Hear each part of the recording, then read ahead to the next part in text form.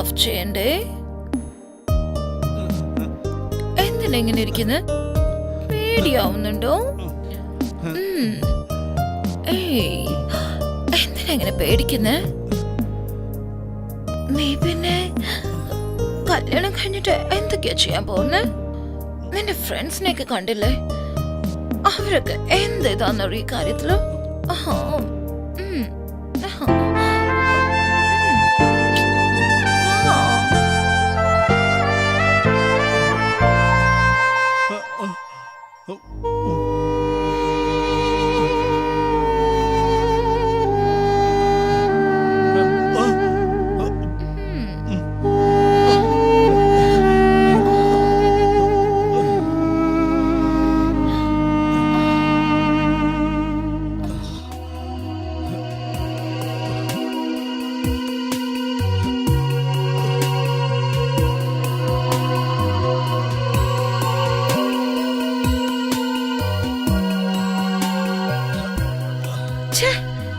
Waste ആയ ഒരു സാധനം.